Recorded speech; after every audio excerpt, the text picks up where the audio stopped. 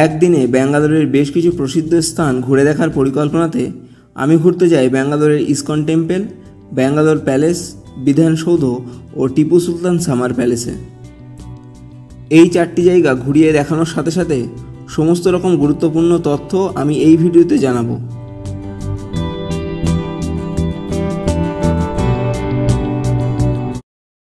নমস্কার, সবাইকে সুপ্রভাত ব্যাঙ্গালোর থেকে। আমি এই মুহূর্তে দাঁড়িয়ে আছি ব্যাঙ্গালোরের কেএসআর স্টেশনের সামনে। আর আজকে আমি গোটা দিন ঘুরবো ব্যাঙ্গালোরের বিভিন্ন দর্শনীয় প্রসিদ্ধ স্থানগুলোতে। সবার প্রথমে আমি আজকে এখান থেকে যাব ব্যাঙ্গালোর ইসকন টেম্পলে। ব্যাঙ্গালোরের কেএসআর স্টেশন থেকে 100 মিটার দূরে আছে ম্যাজিস্ট্রেট মেট্রো স্টেশন। সেখান থেকে মেট্রো করে আমি পৌঁছে যাই মহালক্ষ্মী মেট্রো স্টেশন পর্যন্ত। মহালক্ষ্মী মেট্রো স্টেশন থেকে মাত্র 500 মিটার দূরে এই ব্যাঙ্গালোরের ইসকন টেম্পল।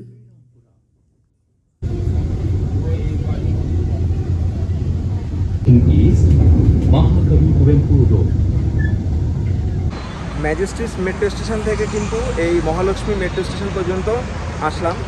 আর এবার এখান থেকে মানে মহালক্ষ্মী মেট্রো স্টেশন থেকে ইসকন টেম্পলটা কিন্তু মোটামুটি পায়ে হাঁটা রাস্তা, আর কি, খুব বেশি দূর না।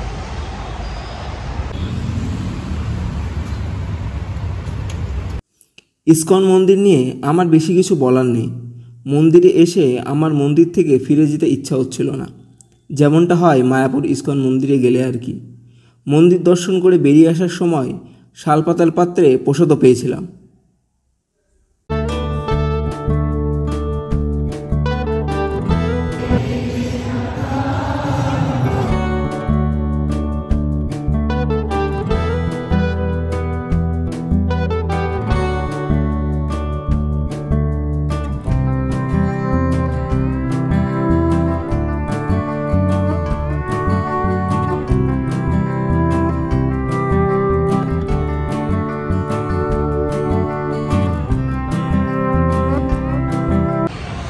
যারা ইসকনের সাথে যুক্ত আছেন, যারা ব্যাঙ্গালোরে আছেন বা যারা মন্দির দর্শন করতে খুব ভালোবাসেন, তাদের প্রত্যেককে আমি রিকমেন্ড করবো এখানে আসুন। কীভাবে আসবেন তা আমি ভিডিওর আগের অংশে কিন্তু বলে দিয়েছি।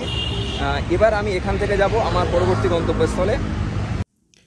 ব্যাঙ্গালোরের ইসকন টেম্পল থেকে র্যাপিডো করে আমি পৌঁছে যাই ব্যাঙ্গালোর প্যালেসে। ভিজিটার্সদের জন্য ব্যাঙ্গালোর প্যালেস খোলা থাকে সকাল 10টা থেকে বিকেল 5:30 পর্যন্ত। আর এখানে প্রবেশ মূল্য 260 টাকা করে। এখন সময় হচ্ছে 10টা 5 আর মেন গেট দিয়ে প্রবেশ করেছি ব্যাঙ্গালোর প্যালেসের সামনে। এখন হেঁটে আসছি।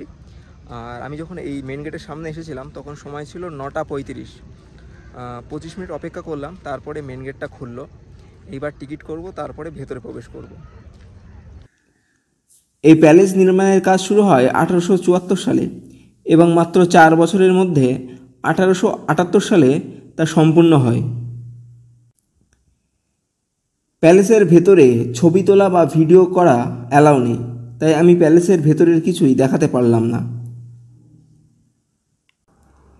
প্যালেসের ভেতরে বিশেষ আকর্ষণের তেমন কিছু নেই। পুরনো ব্যবহৃত আসবাবপত্র, পোশাক আশাকের মতো কিছু জিনিস দেখতে পাওয়া যায়। প্যালেসের সামনে খুব সুন্দর একটা সাজানো গোছানো গার্ডেনও আছে। আপনারা এই প্যালেসে ঘুরতে আসলে বেশ কিছুটা সময় এখানে কাটাতে পারবেন। ব্যাঙ্গালোর প্যালেস দেখে এখন বেরিয়ে আসছি। আর প্যালেসের সামনে একটা খুব সুন্দর গার্ডেন আছে, সেই গার্ডেনে আমি এখন দাঁড়িয়ে আছি। এবার বলি প্যালেস সম্পর্কে। প্যালেসের ভেতরে প্রবেশের জন্য প্রবেশ মূল্য হচ্ছে ভারতীয়দের জন্য 260 টাকা করে। 260 টাকার টিকিট কেটে যখন আপনি প্রবেশ করবেন, আর একটা জিনিস, এখানে কিন্তু অনলাইনে পেমেন্ট করতে পারবেন না, কার্ড অথবা ক্যাশের মাধ্যমে কিন্তু পেমেন্ট করতে হবে। তো যখন আপনি 260 টাকার টিকিট কেটে ভেতরে প্রবেশ করবেন তখন কিন্তু এইরকম একটা স্টিকার আপনার জামায় বা শার্টে লাগিয়ে দেবে। তারপরে ভেতরে যখন আপনি প্রবেশ করবেন তখন আপনি চাইলে অডিও গাইডও নিতে পারেন। তো অডিও গাইডের সুবিধা এটাই, প্যালেসের বিভিন্ন জায়গায় নাম্বারিং করা আছে। আপনি সেই জায়গার সামনে গিয়ে, যেখানে যে নাম্বার করা আছে সেই নাম্বারের সামনে গিয়ে সেই জায়গার, সেই পার্টিকুলার জায়গার কিন্তু হিস্ট্রি আপনি শুনতে পারবেন বিভিন্ন ল্যাঙ্গুয়েজে। আমি হিন্দিতেই শুনেছিলাম। তবে অডিও গাইডের সুবিধা পেতে হলে আপনাকে কিন্তু আধার কার্ড, প্যান কার্ড কিছু একটা এখানে নিয়ে আসতে হবে, আর সেটা কিন্তু জমা রাখতে হবে। তা না হলে কিন্তু আপনি সেই সুবিধাটা নিতে পারবেন না।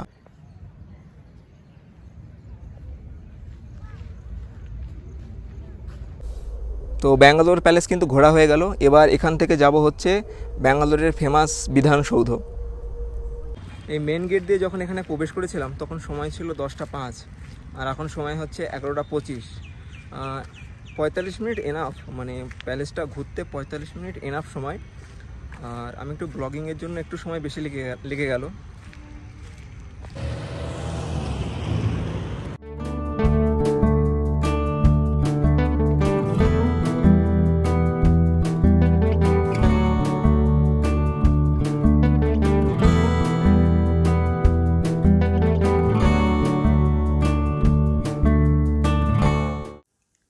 ব্যাঙ্গালোর প্যালেস ঘোরার পর আমার পরবর্তী গন্তব্য ছিল বিধানসৌধ। এবারও আমি র্যাপিডো করে পৌঁছে যাই ব্যাঙ্গালোর প্যালেস থেকে বিধানসৌধতে। বিধানসৌধের এই বিল্ডিংটি কিন্তু নিও দ্রাবিডিয়ান আর্কিটেকচুরাল স্টাইলে তৈরি। এটি সম্পূর্ণরূপে তৈরি করা হয়েছিল 1956 সালে।